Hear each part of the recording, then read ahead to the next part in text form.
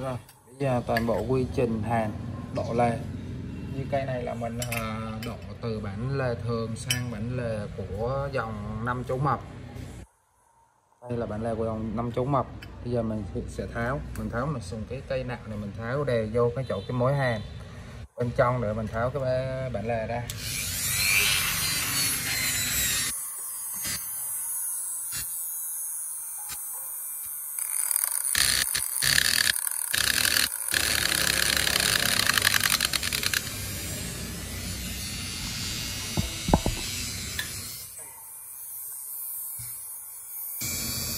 Rồi.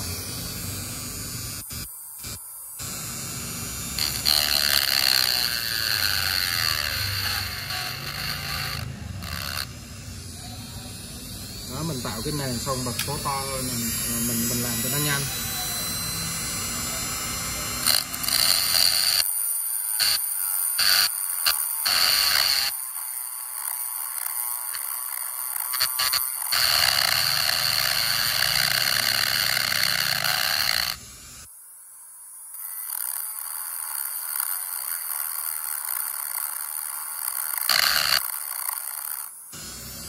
Cái này là nó hay bị rung lắm nên cầm cho chặt vào.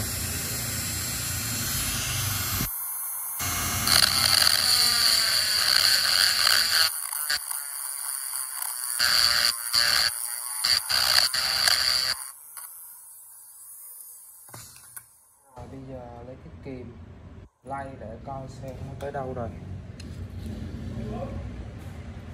Lấy kìm nhỏ, lấy cái kìm nhỏ để lay.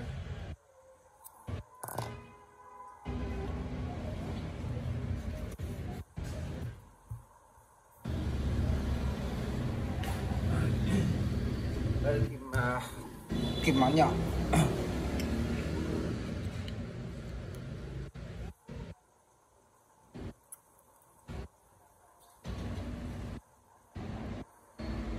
Lay rồi mình coi cái vết nứt chạy tới đâu rồi, làm cho nó dễ.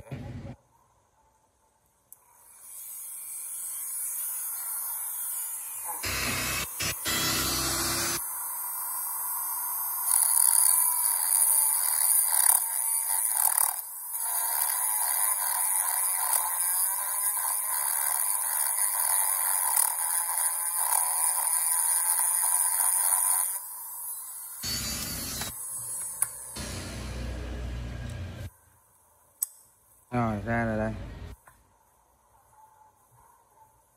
Cái này cái máy mài nó bị dịch nè, như một bên nè, nó bóng nè. Cái này mình giữ chặt nha, có độ kẹp thì giữ càng tốt. Rồi cái bản là dưới thì cũng thao tác giống hệt như vậy.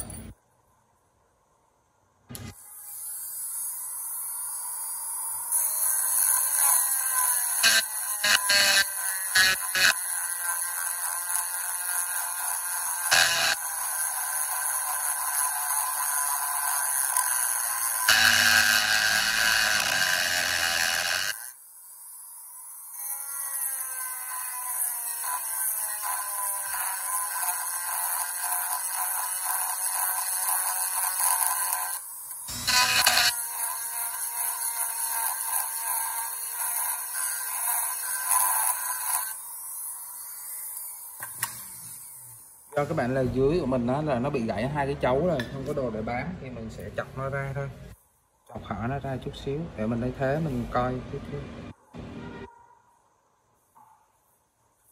coi xem là cái mối hàn nó mình hàn đã tới chưa. Rồi biết video có thấy rõ được không? Đó, cái chỗ hàn mình khoan thường đó mình hơi cạy lên nó nứt ra vết là tới rồi đó. Giờ mình chỉ việc mình cạy lên xíu mình lay thôi.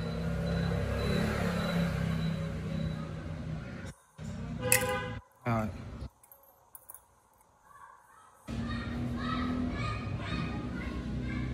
Cái này thì mình giữ nó chặt nên nó không có bị rung.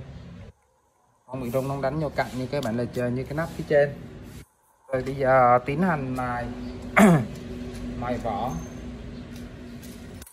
Mình mài cái vỏ nó có độ nhám để tí nữa mình hành trì nó ăn. Mài sơ thôi, mới lại mài cái vết sần sùi trên cái bản lề nó còn nè. Tiến hành mài sơ, mài nhẹ thôi, nhưng mài vuốt gọi là vuốt ấy.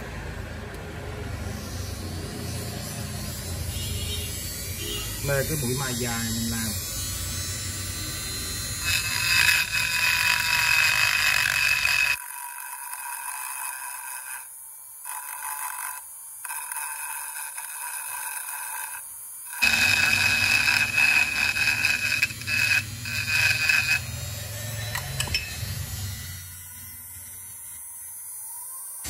Bán là trên cũng như vậy luôn.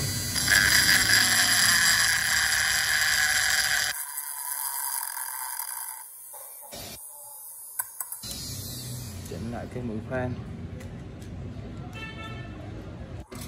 Sấy bằng tay nó không chặt được.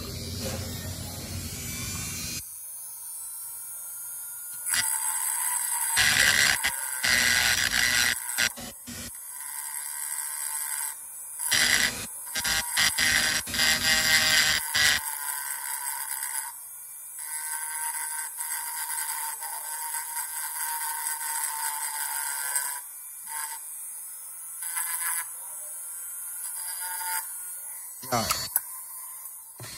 Đây. Mình mài cho nó có độ nhám. Bản lên trên cũng vậy luôn, mài có độ nhám cả hai cái rồi. Cái này là bản lề độ. Không.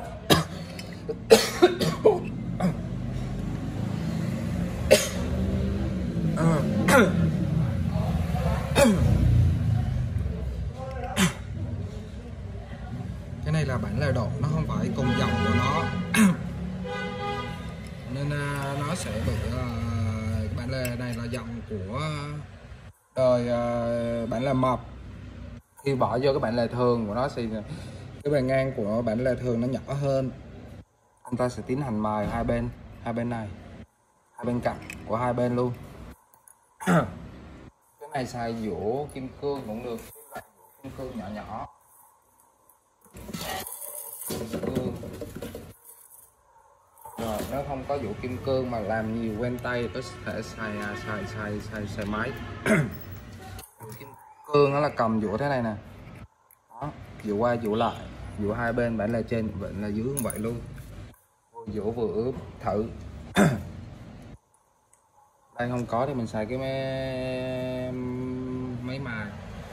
Cái này là cái giấy mài, cái giấy nhám. Nhưng mà xài làm này thì phải cẩn thận. Này quay lên cao chút xíu để thấp mình nhìn không thấy. Sẽ làm ở phía xa này. Rồi ok.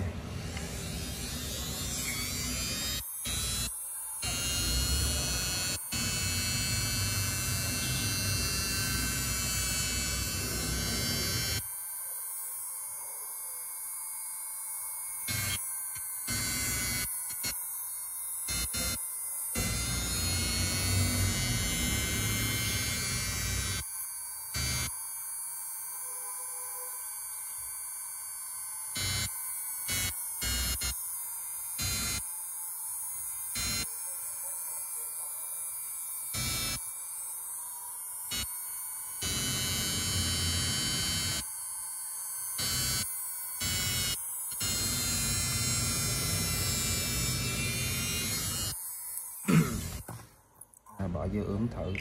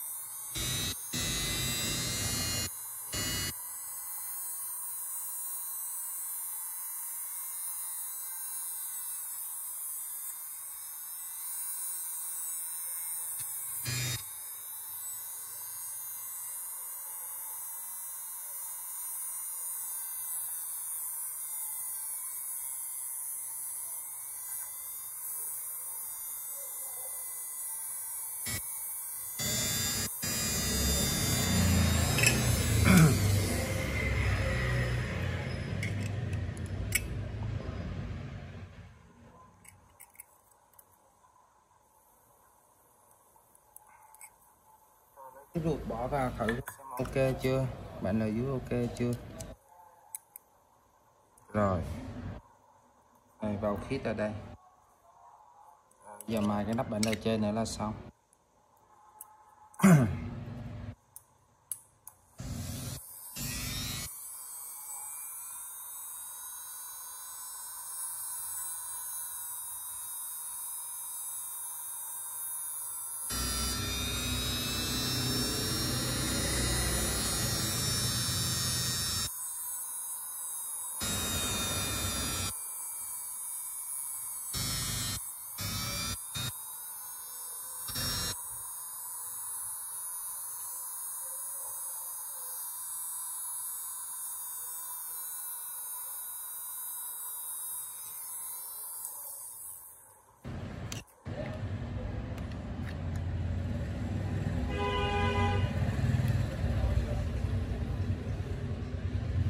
Rồi. Rồi như vậy là xong rồi các bạn, khít với nhau này.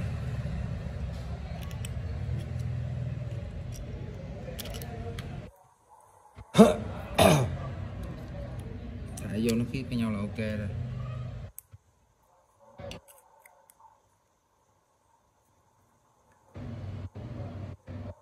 Đây. Rồi này như hơi bị hở lên chút xíu.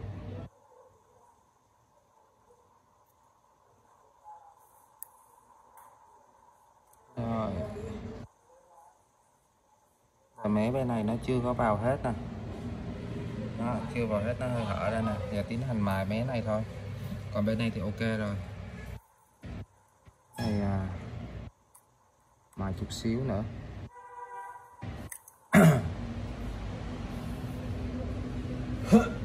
Cái này là nó mài là bị cái chiều sâu này nè, cái đồ dũa chứ không có mài vào máy được. Bây giờ cái dũa ra mài máy lẹn cho nó tí nữa, mài máy lẹn tí nữa mà không ăn được là mình phải lấy dũa mình dũa.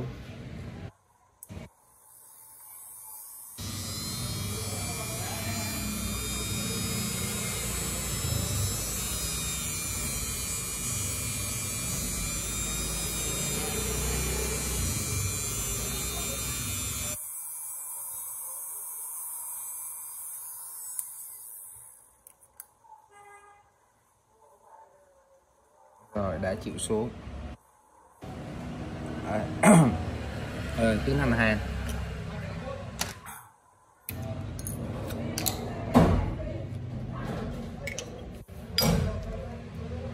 Hàn thì dạ đang bằng tay mà ơi.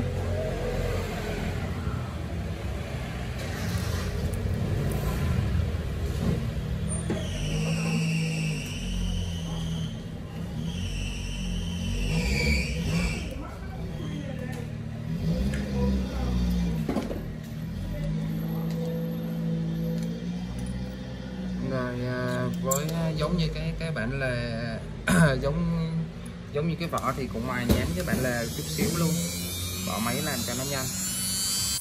Đây bạn là đang trên bóng, mình sẽ làm cho nó nhám rồi.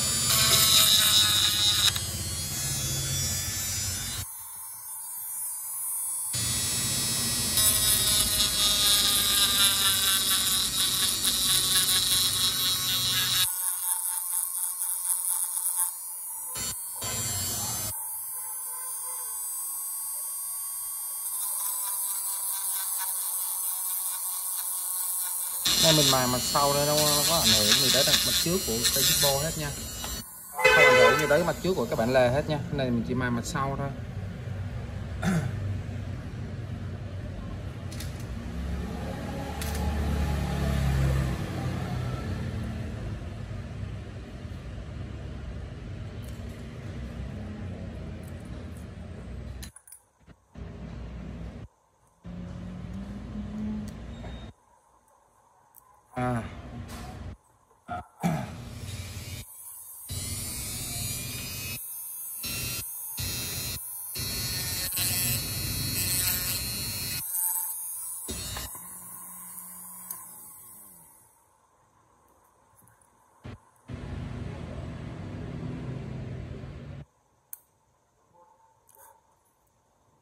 Cái này mình đang vệ sinh cái bản lề phía trên, thấy ba giới nó bám nhiều quá.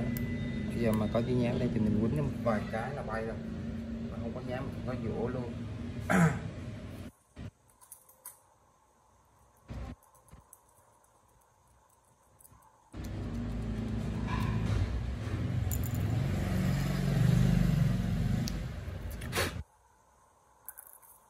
Rồi bây giờ tiến hành vô chì.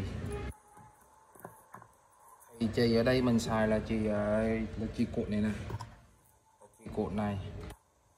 Mình có pha ít chì nước nữa để tăng cái độ kết dính. Bản lề dưới thì vô chì nó vừa phải thôi, chứ vô chì mà nhiều quá là nó sẽ bị dày cái bản lề lên. Mình sẽ bỏ với cái bản lề vào nó khó, nó bị cấn. Mình đập như thế này ở đâu rồi? Không có mất tiêu rồi. Thì mới đập xong rồi.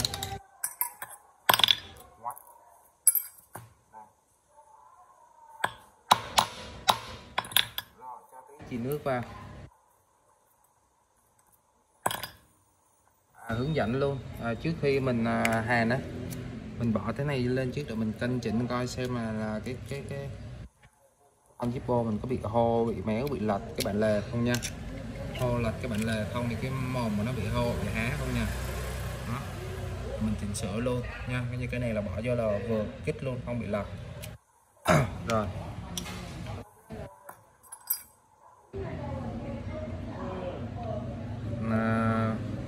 ướm chì khô lên trước đã, ướm đẹp đẹp thì nó không bị tràn ra cái bản lề, tràn ra ngoài bản lề thì nó xấu, thẩm mỹ. Cổ về ta. Rồi sau khi ướm xong thì quẹt tí chì nước lên.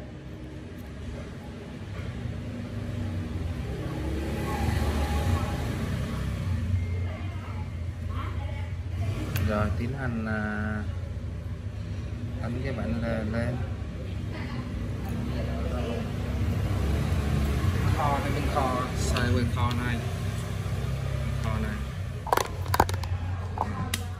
bắt đầu tiến hành hàn thôi.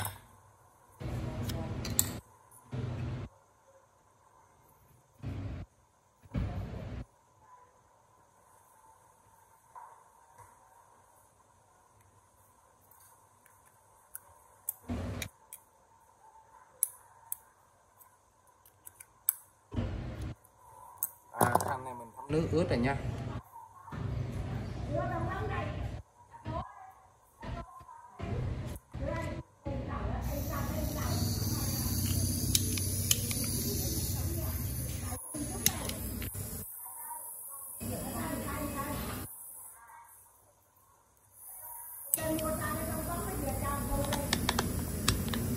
Chút xíu đây.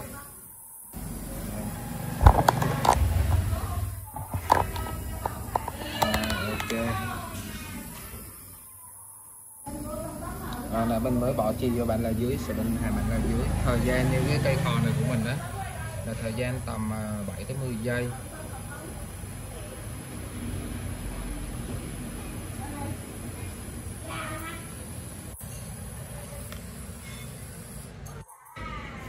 Xong mình lấy khăn mình vuốt vài lần nữa, mình giảm nhiệt độ.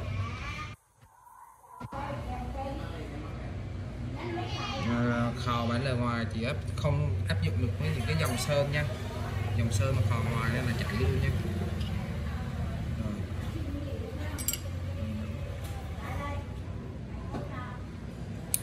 Nào chúng ta kiểm tra bản lề, kiểm tra chì đây. Rồi tiếp tục cái bản lề trên cũng ở vậy luôn, các khúc chì bỏ vô thôi.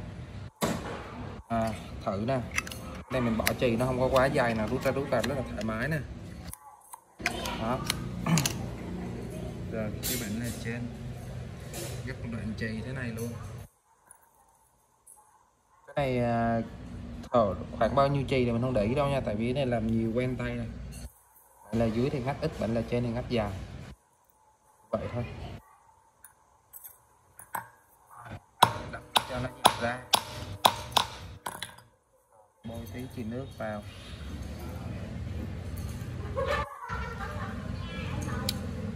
Nếu mà lề đúng đời của nó không phải độ mài lề thì thời gian làm nó sẽ nhanh hơn nhiều. Như các bạn thấy mỗi một công đoạn thì nó cũng tốn một khoảng thời gian nhất định.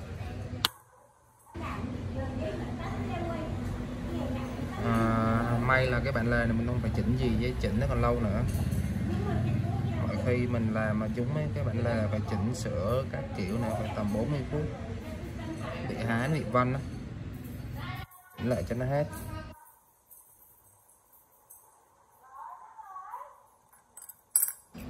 Rồi đưa cái đắp vào thôi. Rồi thế là xong.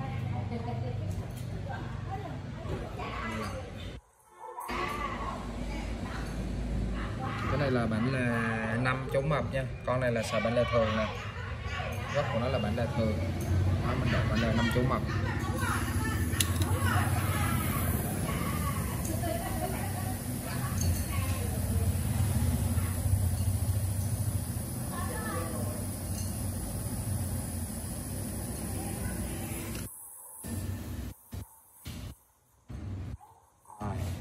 Khá là lâu, 21 phút.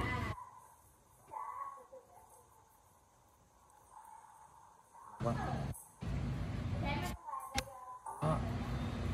Hàng nó cắt này rất là nhanh. Rồi, xong rồi đó.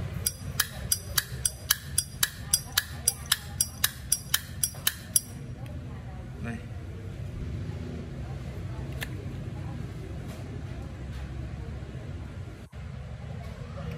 Đấy.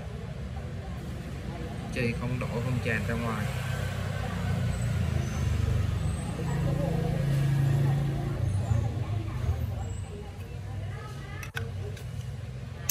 Âm.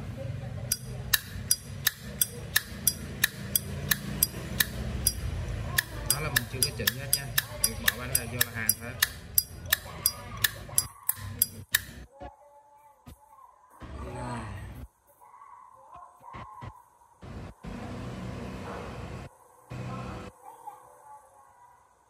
Còn muốn xử lý cái vết hở này nè là mài bên trong đây chút xíu thôi, nhưng mà phải có cái dũa bằng tay á, mài xíu để kéo nó lên. Kéo nó lên thì bên này nó cũng bị hở chút xíu và trên này bị hở chút xíu là sẽ không có thấy nha. Còn muốn mà đẹp nữa thì mài hai bên này nó rộng ra chút xíu nữa, xong rồi đưa cái bản lề vô giữa luôn, là lắp bản lề trong luôn.